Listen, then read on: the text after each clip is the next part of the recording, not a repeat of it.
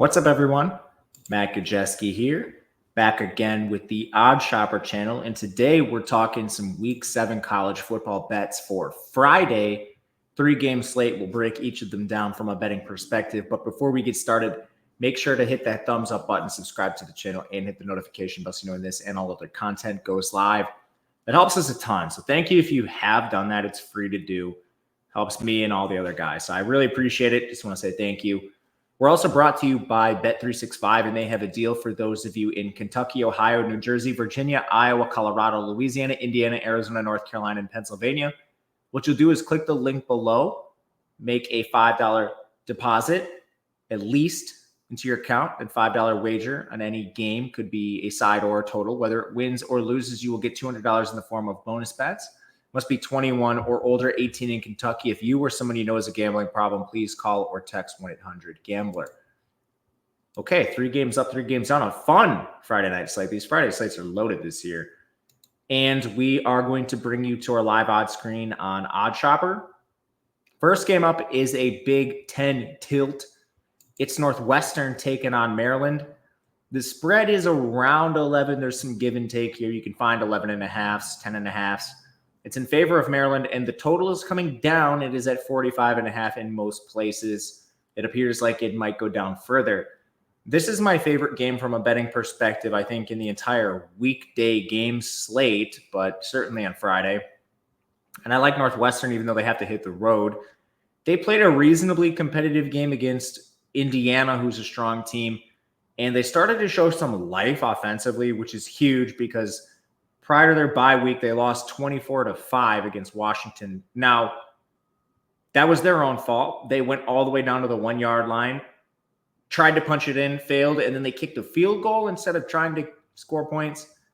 So, yeah, it kind of tells you where Northwestern's at. But it appears they righted the ship a little bit offensively, which is solid because I don't trust Maryland on either side of the ball for a lot of reasons. And I guess first and foremost, this team is 99th in coverage, so Northwestern showing a pulse is important there. But they're also 56th in run defense, 26th in pass rush. Well, Northwestern has a pretty decent offensive line so far this year.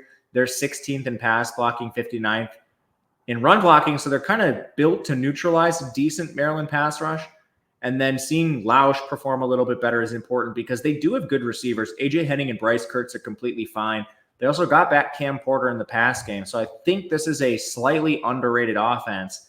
And then you look to Maryland, not a team I'm buying at all. They have a ton of offensive line concerns. They did coming into the season, and it's what we expected. They're 127th in pass blocking, 132nd in run blocking. Basically, the entire offense is throw the ball to Ty Felton and hope and pray. Billy Edwards has been fine, but he still has 5 turnover-worthy plays, only 2 interceptions, running hot there. He's just going to be under pressure in most contests, and when he can't just throw the ball up to Ty Felton, now teams should know what's going on and defend that. This could be rough sailing for Maryland. Northwestern's pretty good on defense. They're 64th overall, 42nd against the run. They are 98th in coverage, which is a little bit of a concern. But again, the only weapon Maryland has been employing is Ty Felton. Could Caden Prather beat you? He's a former 4-star. I mean, I guess he hasn't shown the ability to yet, but worth noting in this spot, unders are somewhat interesting because of pace, but I'm going to stick with the points and take Northwestern. Our second game up, we go out west where we have UNLV taking on Utah State. About an 18.5-point spread. It's moved to 19 in most spots. If you want to take this stale 18.5, it is live. The total in the game is very high, seeing right now this at 66.5 in most spots. Juice slightly to the under in some instances, but pretty consensus across the board, 66.5. I'll bring you back to the spreads. Makes sense. Not a huge road trip, but UNLV's offense has been absolutely humming. They obviously just had the crazy game against Syracuse, which they had a 75% post-game win expectancy. They lost 44-41, scored 59 points against Fresno State. They beat Kansas prior to their bye before that in Houston in the opening game. So it's been a very impressive UNLV team. Utah State has not been so impressive. This team beat Robert Morris and then has lost 4 straight games. They kind of did get things going against Boise. They at least scored 30 points. Problem is they gave up 62. But when you start looking at these teams from an efficiency perspective, it's hard to bet against UNLV's offense right now. Their O-line is excellent, 29th in pass blocking, 45th in run blocking. Haj Malik Williams has taken over seamlessly from Matt Sluka. No issues there. They still have Ricky White when they do throw the ball, which is rare. It's literally an NFL talent out on the perimeter. So it's a pretty complete offense. And then on defense, their only real struggles come up front. This team has an excellent secondary led by former freshman All-American Jalen Catalon with Arkansas. They're 101st against the run, and they haven't had McDuffie in a while, their stud linebacker.